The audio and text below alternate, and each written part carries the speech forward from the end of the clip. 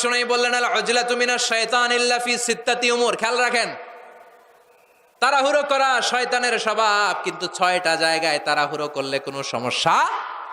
1 number সালাতু ফি ওয়াক্তিহা, সময় মতো নামাজের দরকার আছে না নাই? ওইখানে দেরি করা চলবে। 1 নাম্বার সালাতের ওয়াক্ত হলে দেরি নাই, সালাত পড়বো, ঠিক কিনা? 2 নাম্বার তাজহিজুল মাইয়িত, মারা গেলে লাশ রাখা যাবে না, তাড়াহুড়ো করে দাফন কাফন। 3 নাম্বার তাজওয়িজুল বেকের, মেয়ে ছেলে প্রাপ্তবয়স্ক বয়স্কা হয়েছে, বিয়ে দিয়ে দেন।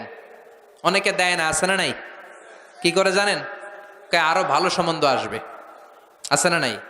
ইযা জা আহাদুকুম মান তারদাউনা দীনাহু ওয়া খুলুকা ফাযাওয়িজু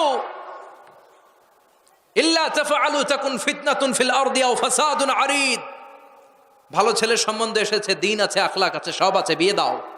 অনেকে কয় না, আরো বালা হোক, বালা দেখা দিমু।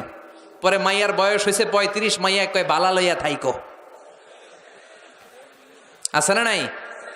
মেয়ের বয়স 35, আই বুড়ো, এখন আর বিয়া হয় না। সময় মতো বাবাই বিয়া দেয় নাই, বাবাকে আরো ভালো আসুক, ভালো আসুক। পরে মাইয়া কয় বালা লইয়া থাইক কেন? আমি বালা না, বালা লইয়া থাইকো, আছে না নাই?